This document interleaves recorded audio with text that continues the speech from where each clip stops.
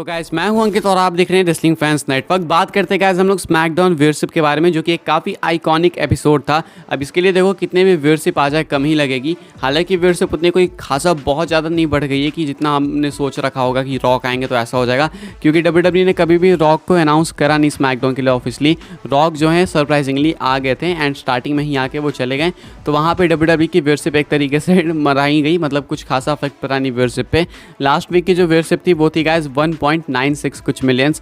इस वीक की व्यूअरशिप बढ़ी तो फॉर श्योर है एंड बढ़ के अप्रॉक्स 2.5 मिलियन गई है। एग्जैक्ट बताओ तो 2.45 मिलियंस, ये कुछ इस वीक के नंबर्स हैं।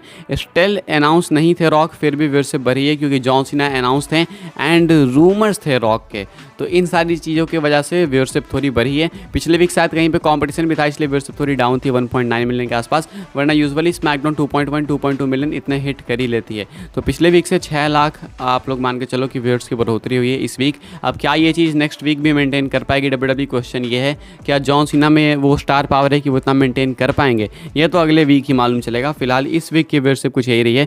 वैसे तो 3-4 मिलियन आनी चाहिए थी भाई, रॉक आया था यार, लेकिन अब नहीं आ पाई तो क्या कर सकते हैं, क्योंकि डब्ल्यूडब्ल्यूई ने अनाउंस नहीं कर रखा था, तो मे बी वो एक बहुत बड़ा फैक्टर है। आगे बढ़ते हैं, बात करते हैं हम लोग जॉन मॉक्सली एके डीन एम्ब्रोज के बारे में।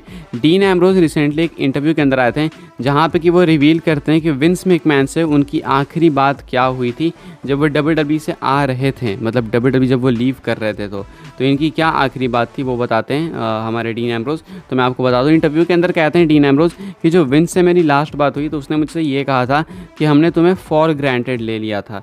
यानी कि ये जो डीन एम्ब्रोज ने जो बात कही है कहीं ना कहीं सुन के ऐसी लग रही है, ऐसा साउंड कर रही है कि विंस मैकमैन को थोड़ा रिग्रेट है कि डीन एम्ब्रोज किसी और कंपनी में जा चुके हैं या फिर किसी और कंपनी में हैं।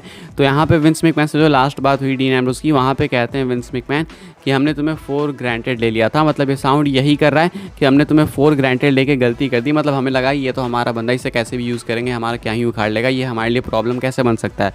बट अनफॉर्चुनेटली डब्ल्यूडब्ल्यूई ने सोचा नहीं था कि डीन एम्ब्रोज डब्ल्यूडब्ल्यूई छोड़ के भी जा सकते हैं एंड इन्होंने कभी सोचा नहीं था कि एक ऐसा मेजर ऑप्शन भी आ जाएगा सुपरस्टार्स के लिए, रेसलर्स के लिए, AEW करके, ऑल एलाइट रेसलिंग करके। तो जब वो ऑप्शन आया तो डीन एम्ब्रोज ने अपना रास्ता ढूंढ लिया था एंड वो डब्ल्यूडब्ल्यूई छोड़ चुके थे। तो डब्ल्यूडब्ल्यूई को रिग्रेट तो फॉर श्योर है एंड मुझे लगता है इन फ्यूचर अगर जॉन मॉक्सली 1% भी मौका देते हैं खुद को डब्ल्यूडब्ल्यूई में वापस लाने का तो डब्ल्यूडब्ल्यूई उसको 100% में बदल देगी फॉर श्योर, क्योंकि ऐसा कोई भी रीज़न नहीं है कि इनको वापस ना लाया जाए। टैलेंट है, सब कुछ है जॉन मॉक्सली के अंदर, ऊपर से पास्ट हिस्ट्री है, सील्ड ब्रदर्स काफ़ी बेटर कर रहे हैं, लोग रियूनियन देखना चाहते हैं एंड डब्ल्यूडब्ल्यूई को रिग्रेट भी है कि उन्होंने फॉर ग्रांटेड ले लिया था जॉन मॉक्सली एक डीन एम्ब्रोज को। तो यहाँ पे जो सारे साइंस है वो यही इंडिकेट करते हैं कि अगर जॉन मॉक्सली रेडी हो रिटर्न के लिए तो डब्ल्यूडब्ल्यूई फिर बीच में कोई आरंगा नहीं लगाएगी, सीधा साइन करेगी उनको। आगे बढ़ते हैं गाइस, हम लोग बात करते हैं अपनी अगली स्टोरी के बारे में जो कि जॉन सीना को लेके।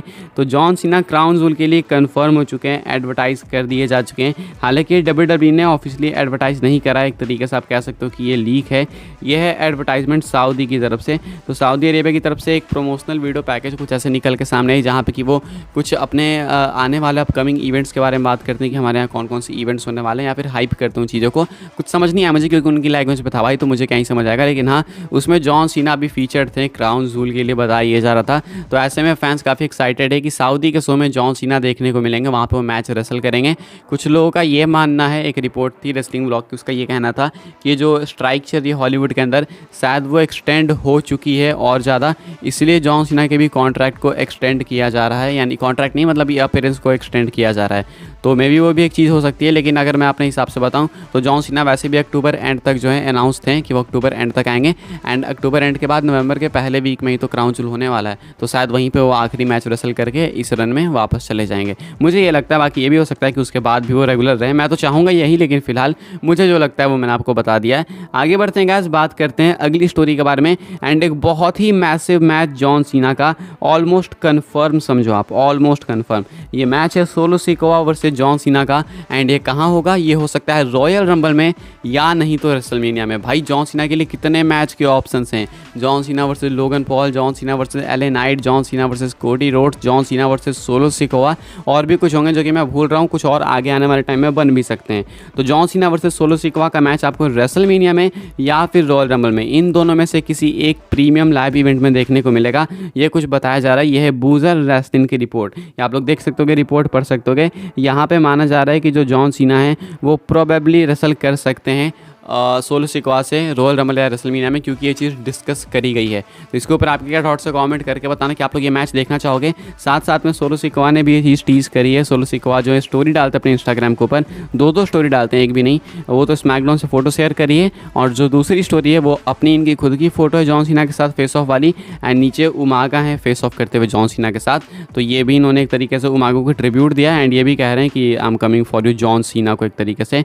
तो ये कुछ रिएक्शन है जॉन सीना के ऊपर सोलो सिकवा का, एंड इनका मैच आपको रॉयल रंबल या फिर रेसलमेनिया में देखने को मिलेगा। अब आप कहाँ पे देखना चाहोगे, क्वेश्चन आपके ऊपर है कि आप इनका मैच रॉयल रंबल में देखना चाहोगे या फिर रेसलमेनिया रहेगा बेस्ट प्लेस। कमेंट करके जरूर से बताना। आगे बढ़ते हैं गाइस, बात कर लेते हैं आखिरी स्टोरी के बारे में, जो कि है the rock the people's champion को लेके। अभी तक तो सारी चीज़ें अच्छी हो रही थी भाई, रॉक वर्सेस रोमन रेसलमेनिया 40, सारी चीज़ें फैंटास्टिक हो रही है। रॉक की वापसी हो गई, रॉक ने कह दिया कि 39 में मैच लॉक था लेकिन नहीं हो पाया, बट 40 में मैं करने को रेडी हूँ, आई एम ओपन। तो ये अचानक से कौन सी अपडेट आ गई कि रॉक वर्सेस रोमन नहीं होने वाला है या फिर बैड न्यूज़ है? जी हाँ गाइस, ऐसी एक अपडेट है। मैं आपको बता दूं, इतना ज़्यादा भी डिसअपॉइंट मत हो जाना, बस एक अपडेट है, मैं आपको बता दे रहा हूँ। अपडेट जो है BW की तरफ से ही है, एंड इस रिपोर्ट का ये कहना है कि रॉक अभी भी ऐसे लॉक नहीं है रेसलमेनिया 40 के लिए, वो लड़ने को तैयार है। बट क्या WWE प्लान्स में प्रिपेयर कर रही है इस चीज़ को, क्वेश्चन ये है। तो बताया जा रहा है कि रॉक की एक बड़ी मीटिंग होगी इसी स्टोरी को लेके। रॉक वापस से मिलने वाले हैं, विंस मैकमैन वगैरह से हायर अप से मिलेंगे। शायद ये वही चीज़ होगी जो रेसलमेनिया 39 से पहले हुई थी, जो रॉक बात कर रहे थे पैट मैकअफे के इंटरव्यू में। तो रॉक से एक बड़ी मीटिंग होगी इन लोगों की, उसके बाद इस स्टोरी को लेकर कुछ डिसीजन लिया जाएगा। तब तक के लिए अभी तो कोडी रोड्स ही फर्स्ट प्रायोरिटी है, जो कि रोमन को फेस करेंगे रेसलमेनिया 40 के अंदर। भाई सही बताऊं तो मैं कोडी वर्सेस रोमन को लेकर तैयार हो गया था कि ठीक है यार देख लेंगे रेसलमेनिया 40 में, मतलब इंटरेस्ट आने लगा था कि हाँ उस टाइम तो मज़ा आ जाएगा। लेकिन रॉक जब से आ गए भाई, अब तो कुछ चाहिए नहीं, अब रॉक वर्सेस रोमन ही चाहिए भाई। जो फैंस है वो बच्चों की तरह जिद कर रहे हैं कि हमें तो रॉक वर्सेस रोमन ही चाहिए, और शायद मैं भी उनमें से एक ही हूँ। क्या आप भी हो, कमेंट करके बताना। मैं नहीं चाहता यार कोई और इंटरफेयर करे बीच में, मैं नहीं चाहता कि कोडी रोड्स की इन्वॉल्वमेंट हो, मैं नहीं चाहता कि किसी और की इन्वॉल्वमेंट हो। ब्लड लाइन की थोड़ी बहुत चल जाएगी, लेकिन रॉक वर्सेस रोमन ही देखना है मुझे तो भाई। बाकी आप अपने थॉट्स कमेंट करके बता सकते हो। फिलहाल बताया जा रहा है कि जब तक ये मीटिंग नहीं होती है, जब तक कुछ ऑफिशियल नहीं होता है, तब तक के लिए कोडी रोड्स ही फर्स्ट प्रायोरिटी हैं। एंड अभी के हिसाब से रॉक वर्सेस रोमन को लेकर सबसे बड़ी बैड न्यूज़ यही है, और यही एक बड़ा अरंगा है रॉक वर्सेस रोमन के रेसलमेनिया 40 मैच को लेके। क्या लगता है आपको भाई, इस मीटिंग में क्या चीज़ें होंगी, क्या सक्सेसफुल होगी meeting? I hope so Vince McMahon, triple H या निक खान जो भी जा रहे हैं वो सक्सेस करे इस चीज़ को, एंड उसके बाद रॉक को जल्दी से लेकर आए रेसलमेनिया 40 के लिए। इनफ इज़ इनफ, क्योंकि भाई अब लेट नहीं करो, क्योंकि अब तो रिटर्न कर लिया, उसके बाद फिर कब रिटर्न होगा, अगले साल या उसके अगले साल, तो ऐसे थोड़ी मज़ा आएगा। क्या आपके थॉट्स से कमेंट करके बताना। इस वीडियो के लिए गाइस यही अपडेट से, वीडियो को लाइक करें, शेयर करें, सब्सक्राइब करें, चैनल को फॉलो कर सकते हैं आप लोग मुझे इंस्टाग्राम एंड ट्विटर पर, लिंक आपको मिल जाएगी डिस्क्रिप्शन में। मिलते हैं फिर नेक्स्ट ऑफ फेयर काफ़ी इंटरेस्टिंग वीडियो में।